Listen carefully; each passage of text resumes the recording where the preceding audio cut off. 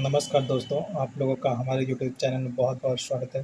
दोस्तों, आज के वीडियो में क्लास 10 एनसीईआरटी का एक मोस्ट इम्पोर्टेंट टॉपिक रासायनिक समीकरणों, व्यायाम और क्रिया से संबंधित 20 क्वेश्चन को इस वीडियो में विद एक्सप्लेन के साथ डिस्कस करेंगे और ये 20 क्वेश्चन मोस्ट इम्पोर्टेंट है और इन्हीं क्वेश्चनों से हर एग्ज़ाम कॉम्पिटिटिव एग्ज़ाम जैसे रेलवे के एग्ज़ाम में हमेशा क्वेश्चन पूछा जाता है। तो दोस्तों, चलते हैं क्वेश्चन को देख लेते हैं विद एक्सप्लेन के साथ। तो क्वेश्चन नंबर 1 है, भोजन का स्वाद खट्टा एवं कड़वा किसके कारण से होता है? तो दोस्तों, यहाँ पर जो भोजन का स्वाद जो खट्टा होता है, यह भोजन में उपस्थित अम्लीय पदार्थों की वजह से खट्टा होता है। अब बात करते हैं भोजन का जो स्वाद खट्टा होता है, यह क्यों होता है? क्योंकि भोजन में जो क्षारीय पदार्थ उपस्थित होता है, भोजन में क्षारीय पदार्थ की उपस्थिति के कारण भोजन का स्वाद कड़वा होता है और भोजन में उपस्थित अम्लीय पदार्थ के कारण भोजन का स्वाद खट्टा होता है। तो अब बात करते हैं इस क्वेश्चन का राइट ऑप्शन क्या होगा। तो इस क्वेश्चन का जो राइट ऑप्शन हो जाएगा, ऑप्शन डी हो जाएगा। ऑप्शन ए और बी दोनों राइट है। ऑप्शन ए दिया अम्ल के कारण, ये भी सही है, और ऑप्शन बी दिया क्षार के कारण, ये भी सही है। तो यहाँ पे इस क्वेश्चन का राइट ऑप्शन ऑप्शन डी हो जाएगा। अब चलते हैं नेक्स्ट क्वेश्चन को देख लेते हैं। तो दोस्तों, क्वेश्चन नंबर 2 यह है कि किसी पदार्थ को अम्ल व क्षारक कैसा कर देते हैं। तो दोस्तों देखिए, यहाँ पर हमें पहचानना है कि अम्ल और क्षार की हम पहचान कैसे करेंगे। तो दोस्तों, अम्ल और क्षार की पहचान करने के लिए लिटमस पत्र लेते हैं।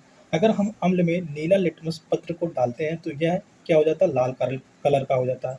और यही अगर हम लाल लिटमस पत्र को क्षार में डालते हैं, क्षारीय विलयन में डालते हैं, तो इसका कलर चेंज होकर नीला कर देता है।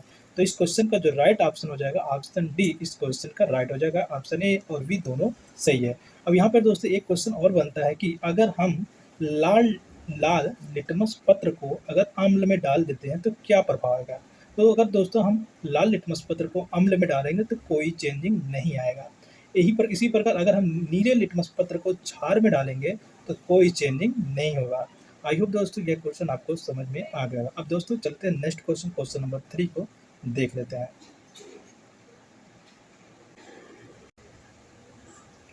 तो दोस्तों क्वेश्चन नंबर 3 यह है कि लिटमस क्या होता है। तो लिटमस जो होता है एक प्रकार का पत्र होता है जिसकी मदद से हम यह पहचान पाते हैं कि कौन सा विलयन अम्लीय है, कौन सा विलयन क्षारीय है। इसकी मदद से हम पहचान लेते हैं। और लिटमस जो होता है ये एक प्रकार का प्राकृतिक सूचक है।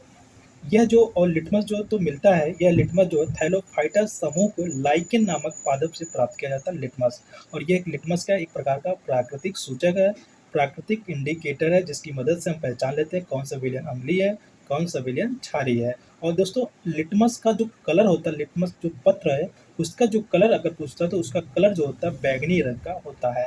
तो दोस्तों इस क्वेश्चन का जो राइट ऑप्शन हो जाएगा, ऑप्शन ए इस क्वेश्चन का राइट हो जाएगा। तो दोस्तों अब चलते हैं नेक्स्ट क्वेश्चन, क्वेश्चन नंबर 4 को देख लेते हैं।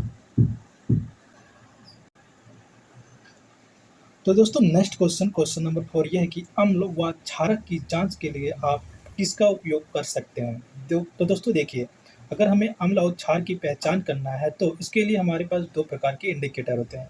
एक होता है प्राकृतिक इंडिकेटर, एक होता है कृत्रिम होता है। प्राकृतिक हमने बताया, प्राकृतिक में लिटमस पत्र भी आता है, हल्दी आता है और इसके अलावा बहुत सारे आते हैं। जबकि कृत्रिम इंडिकेटर के अंतर्गत जो होता है मिथाइल आयरन, फिनोल्फ्थालीन भी आते हैं और भी सारे इंडिकेटर आते हैं। तो इस क्वेश्चन का राइट ऑप्शन हो जाएगा दोस्तों, यहाँ पे हमें लगता है ऑप्शन ए भी राइट है, ऑप्शन बी भी राइट है, ऑप्शन सी भी राइट है और ऑप्शन डी यहाँ पर गलत हो जाएगा। और यहाँ पे हमें तीनों राइट है। अगर ऑप्शन डी में दिया रहता है ए बी सी तीनों राइट है तो इस क्वेश्चन का राइट ऑप्शन ऑप्शन डी हो जाएगा। तो दोस्तों अब चलते हैं नेक्स्ट क्वेश्चन, क्वेश्चन नंबर 5 को देख लेते हैं। तो दोस्तों क्वेश्चन नंबर 5 ये कि अम्लों के अवशिष्टियों के साथ मिलकर धातु एक यौगिक बनाता है तो उसे क्या कहते हैं। तो दोस्तों यहाँ पर यह पूछ रहा है कि अम्ल के साथ अगर हम धातु का रिएक्शन करते हैं तो एक यौगिक बनेगा, वह यौगिक जो बनेगा उस यौगिक को हम क्या कहेंगे, यह क्वेश्चन में पूछ रहा है। तो दोस्तों आइए हम देख लेते हैं। तो यहाँ पर अम्ल की बात करते हैं तो हम कोई भी एक अम्ल ले लेते हैं। तो अम्ल में हम ले लेते हैं HCl की रिएक्शन कराते हैं धातु। अब हम यहाँ पर कोई भी धातु ले सकते हैं, ले लेते हैं धातु, हम सोडियम को ले लेते हैं। अब सोडियम का हम रिएक्शन करा देते हैं तो यहाँ पे देखिए क्या बनेगा, NaCl बन जाएगा, NaCl बन जाएगा और यहाँ पर हाइड्रोजन निकल के निकल जाएगा गैस के रूप में। तो यहाँ पे NaCl क्या है, NaCl एक प्रकार का लौंड है, साल्ट है।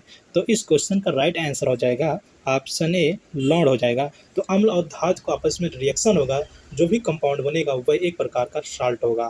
तो इस क्वेश्चन का राइट हो जाएगा ऑप्शन ए हो जाएगा। अब देख लेते हैं नेक्स्ट क्वेश्चन नंबर 6 है कि दानेदार जिंक के टुकड़ों के साथ किसकी अपक्रिया द्वारा हाइड्रोजन गैस की जाँच की जाती है। तो दोस्तों देखिए, इसमें यह पूछ रहा है कि जिंक का किसके साथ अपक्रिया कराएं, अम्ल के साथ अपक्रिया कराएं कि या क्षार के साथ अपक्रिया कराएं, कि किससे अपक्रिया कराने पर हाइड्रोजन गैस हमें मिलेगा। तो आप खुद सोचिए, हाइड्रोजन किसके पास होता है, हाइड्रोजन आयन किसके पास होता है। हाइड्रोजन जो आयन मौजूद होता है अम्ल के पास मौजूद है, ना कि क्षार के पास मौजूद है।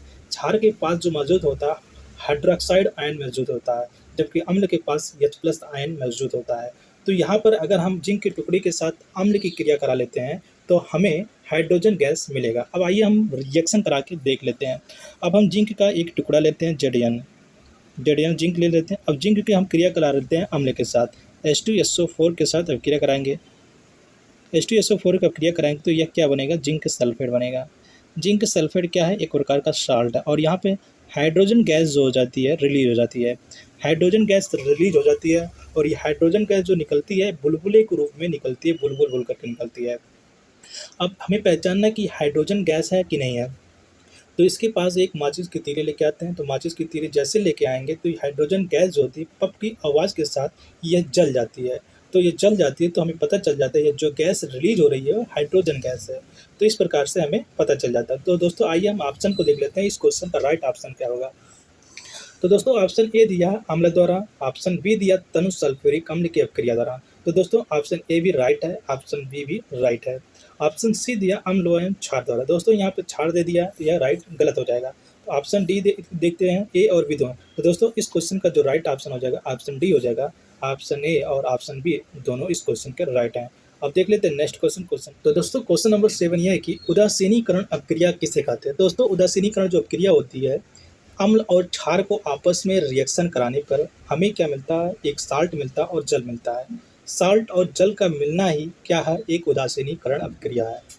तो इस क्वेश्चन का राइट ऑप्शन हो जाएगा, देख लेते हैं, अम्ल एवं क्षार की अपक्रिया के परिणाम स्वरूप लौण और जल प्राप्त होना। तो दोस्तों इस क्वेश्चन का राइट ऑप्शन हो जाएगा ऑप्शन ए। आइए हम देख लेते हैं रिएक्शन के द्वारा कि यह कैसे रिएक्शन होता है। तो यहाँ पे एक अम्ल ले लेते हैं, HCl ले लेते हैं, HCl ले लेते हैं, एक क्षार लेते हैं सोडियम हाइड्रोक्साइड, दोनों को आपस में रिएक्ट कराते हैं। तो यहाँ पे बनेगा NaCl बनेगा और यहाँ पे एक बन जाएगा जल बन जाएगा। तो यहाँ पर आप देख सकते हैं हमने एक अम्ल लिया और एक हमने क्षार लिया, दोनों को आपस में रिएक्शन करा दिया। रिएक्शन कराने के बाद हमें मिला NaCl। NaCl है क्या, साल्ट यानी लवण है, और यहाँ पर हमें जल मिल जाता है। तो यह एक प्रकार की उदासीनीकरण अभिक्रिया है। तो इस क्वेश्चन का राइट ऑप्शन हो जाएगा ऑप्शन ए, इस क्वेश्चन का राइट हो जाएगा। तो दोस्तों अब चलते हैं नेक्स्ट क्वेश्चन नंबर 8 को देख लेते हैं। तो दोस्तों क्वेश्चन नंबर 8 यह है कि धातु ऑक्साइड एवं अम्ल के बीच होने वाली समान अपक्रिया को किस प्रकार लिखेंगे। तो इसमें दोस्तों हमें रिएक्शन को लिखना पूछ रहा है कि अगर धातु का ऑक्साइड है और अम्ल है, आपस में आप रिएक्शन कराते हैं तो इस अपक्रिया को हम किस प्रकार से लिख सकते हैं। तो दोस्तों यहाँ पे देखिए कि धातुओं के जो ऑक्साइड होते हैं वह एक प्रकार का क्षार होते हैं, क्षारी होते हैं। तो धातु की ऑक्साइड क्या हो गए, क्षार हो गए हैं। और यहाँ पर अम्ल के बीच, यानी हमें क्षार और अम्ल के बीच रिएक्शन कराना है। क्षार और अम्ल के बीच जब भी रिएक्शन होगा तो हमें क्या मिलेगा, एक साल्ट मिलेगा, जल मिलेगा। तो हमें देखिए किस ऑप्शन में हमें लौण मिल रहा है और जल मिल रहा है। तो ऑप्शन ए में देखिए यहाँ पे हमें कहीं भी देखिए नहीं मिल रहा है। अब यहाँ पर अम्ल और जल मिल रहा है तो ये गलत हो जाएगा। यहाँ पे भी नहीं मिल रहा है, ऑप्शन बी में नहीं मिल रहा है। ऑप्शन सी में देखिए धातु ऑक्साइड और अम्ल, धातु ऑक्साइड यानी क्षार प्लस अम्ल के रिएक्शन कराएं तो हमें यहाँ पर लौण मिल गया, जल मिल गया। तो इस क्वेश्चन का राइट ऑप्शन हो जाएगा ऑप्शन सी, इस क्वेश्चन का राइट हो जाएगा। अब दोस्तों देख लेते हैं नेक्स्ट क्वेश्चन नंबर 9 को। तो दोस्तों क्वेश्चन नंबर 9 ये है कि धात्विक ऑक्साइड व अधात्विक ऑक्साइड किस प्रकृति के होते हैं। तो दोस्तों देखिए धातुओं के जो ऑक्साइड होते हैं वह उनकी जो प्रकृति, उनका जो नेचर होता है वह क्षारीय प्रकृति का होता है, जबकि अधातुओं के ऑक्साइड जो होते हैं उनकी जो प्रकृति होती है, उनका जो नेचर होता है वह एक प्रकार का अम्लीय होता है। तो इस क्वेश्चन का जो राइट ऑप्शन हो जाएगा ऑप्शन सी, इस क्वेश्चन का राइट हो जाएगा। अब चलते हैं नेक्स्ट क्वेश्चन नंबर 10 को देख। तो दोस्तों क्वेश्चन नंबर 10 यह है कि जल में अम्ल का विलयन कौन करता है। तो दोस्तों अगर हम जल में अम्ल को मिलाते हैं तो क्या होता है, जब भी जल में अम्ल को मिलाया जाता है तो अम्ल जो होता है आयनों में टूट हो जाता है। किस आयनों में, हाइड्रोनियम आयन या H+ आयन में ब्रेक हो जाता है। जैसे H2O में हम HCl को अगर हम मिला रहे हैं तो यह आयन में टूट जाएगा, किसमें, हाइड्रोनियम आयन H3+O में, और क्लोरीन आयन में टूट जाएगा, या जो हाइड्रोनियम आयन है या H+ आयन में ब्रेक हो जाएगा। तो दोस्तों जब भी हम जल में अम्ल को मिलाएंगे तो अम्ल जो होता है आयनों में क्या हो जाता है, टूट जाता है। तो इस क्वेश्चन का जो राइट ऑप्शन हो जाएगा ऑप्शन बी हो जाएगा, आयन हो जाएगा। तो नेक्स्ट क्वेश्चन नंबर 11 है, किसकी उपस्थिति में HCl में हाइड्रोजन आयन उत्पन्न होते हैं। तो दोस्तों इसी टाइप का क्वेश्चन हमने पीछे देखा था क्वेश्चन नंबर 10 में कि जल में अम्ल मिलाते हैं तो क्या होता है। तो जब भी जल में अम्ल मिलाते हैं तो हाइड्रोनियम आयन या हाइड्रोजन आयन में क्या होता है, ब्रेक हो जाता है। तो यही क्वेश्चन, सेम क्वेश्चन यही 11 में पूछ रहा है कि किसकी उपस्थिति में, मतलब HCl अम्ल को किस में हम मिलाएं कि हाइड्रोजन आयन उत्पन्न हो जाए। हवा की उपस्थिति नहीं, जल में, हाँ जल में अगर हम HCl अम्ल को मिलाएंगे तो हमें हाइड्रोजन आयन उत्पन्न हो जाएगा। तो इस क्वेश्चन का जो राइट ऑप्शन हो जाएगा ऑप्शन बी हो जाएगा। तो दोस्तों क्वेश्चन नंबर 12 ये है कि किसी विलयन में उपस्थित हाइड्रोजन आयन की सांद्रता ज्ञात करने के लिए एक स्केल विकसित किया गया है, उसे कौन सा स्केल कहते हैं। तो दोस्तों इस क्वेश्चन का जो राइट ऑप्शन हो जाएगा ऑप्शन सी हो जाएगा, pH स्केल। pH स्केल की मदद से हम यह जान सकते हैं कौन सा विलयन अधिक अम्लीय है, कौन सा विलयन अधिक क्षारीय है, या कौन सा विलयन उदासीन है। pH स्केल की मदद से हम माप सकते हैं, और pH स्केल की जो खोज किए थे वह सोनस नामक साइंटिस्ट ने किया था। नेक्स्ट क्वेश्चन है क्वेश्चन नंबर 13, pH एक ऐसी संख्या है जो किसी विलयन की अम्लता क्षारीयता को दर्शाते हैं। हाइड्रोजन आयन की सांद्रता जितनी अधिक होगी उसका pH कैसा होगा। तो दोस्तों देखिए pH का मान क्या होगा, अगर हाइड्रोजन आयन की सांद्रता अधिक है तो pH का मान क्या होता है। तो दोस्तों यहाँ पर pH इक्वल टू होता है -log 10H+ होता है। अगर H+ आयन की सांद्रता अधिक होगा तो इसका pH का मान क्या होगा, कम होगा दोस्तों, क्योंकि H+ आयन का मान जितना अधिक होगा तो यहाँ पर नेगेटिव आ जाएगा। तो नेगेटिव आ जाएगा तो यह वैल्यू क्या हो जाएगी, pH का मान क्या हो जाएगा, कम हो जाएगा। तो इस क्वेश्चन का राइट ऑप्शन हो जाएगा ऑप्शन बी हो जाएगा, कम हो जाता है। तो दोस्तों क्वेश्चन नंबर 14 यह कि उदासीन विलयन में pH का मान 7 होगा, यदि pH स्केल में किसी विलयन का मान 7 से कम है तो कौन सा विलयन होगा। दोस्तों pH स्केल में 0 से 14 तक अंक होते हैं और यहाँ पे बीच में 7 होता है। जैसे जैसे हम 0 से 7 की तरफ बढ़ते हैं विलयन की अम्लता का गुण जो होता है कम होते जाता है, और 7 पे विलयन जो होता है उदासीन को दर्शाता है। जैसे जैसे 7 से 14 की तरफ बढ़ते हैं क्षारीयता का गुण बढ़ जाता है, यानी 7 से जैसे कम होंगे अम्लता का गुण कम हो जाएगा, 7 से जैसे हम बढ़ेंगे आगे बढ़ेंगे क्षारीयता का गुण बढ़ते जाता है। तो इस क्वेश्चन का जो राइट ऑप्शन हो जाएगा कि विलयन का अगर मान 7 से कम है तो कौन सा विलयन होगा। तो अगर विलयन का मान 7 से कम है तो वह विलयन अम्लीय होगा, अगर विलयन का मान 7 से अधिक होगा तो वह विलयन क्षारीय होगा। इस क्वेश्चन का राइट ऑप्शन हो जाएगा ऑप्शन बी हो जाएगा। दोस्तों क्वेश्चन नंबर 15 है कि प्रबल अम्ल और दुर्बल अम्ल कब कहलाते हैं। प्रबल अम्ल तब होगा जब H+ आयन की सांद्रता विलयन में ज़्यादा होगी तो वह क्या विलयन होगा, प्रबल अम्ल होगा। जब विलयन में H+ आयन की सांद्रता क्या होगी, कम होगा तो वह दुर्बल अम्ल होगा। तो इस क्वेश्चन का राइट ऑप्शन हो जाएगा ऑप्शन सी, ऑप्शन ए और बी दोनों सही हैं। नेक्स्ट क्वेश्चन है क्वेश्चन नंबर 16, हमारा शरीर कितनी pH प्रास के बीच कार्य करता है। दोस्तों हमारे शरीर के pH जो मान होता है वह 7.35 से लेकर 7.45 के बीच में होता है। तो दोस्तों इस क्वेश्चन का जो राइट ऑप्शन हो जाएगा ऑप्शन बी हो जाएगा, 7 से लेकर 7.8 के बीच होता है।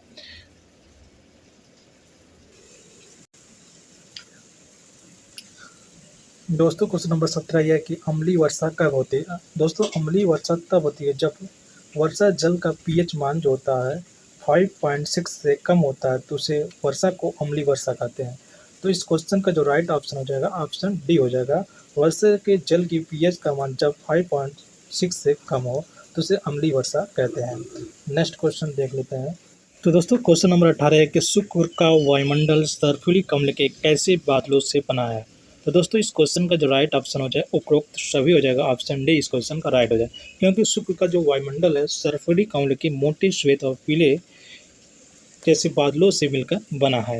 नेक्स्ट क्वेश्चन है क्वेश्चन नंबर 19 है कि हाइड्रोलिक अम्ल कौन उत्पन्न करता है, मतलब हाइड्रोलिक अम्ल कौन उत्पन्न करता है? तो इस क्वेश्चन का आंसर हो जाएगा ऑप्शन डी, आमाशय जो है, आमाशय यानी स्टमक जो होता है हाइड्रोलिक अम्ल को उत्पन्न करता है, जिससे भोजन को पचने में मदद मिलता है। क्वेश्चन नंबर 20 दोस्तों यह कि अपच की उपस्थिति में उदर क्या उत्पन्न करता है और उदर में किसका अनुभव होता है? तो दोस्तों जब अपच होता है तो हमारे स्टमक से HCl का उत्पन्न होता है और अपच होने पर अत्यधिक दर्द का अनुभव होता है, जलन का भी अनुभव होता है। तो दोस्तों इस क्वेश्चन का राइट ऑप्शन हो जाएगा ऑप्शन डी यानी उपरोक्त।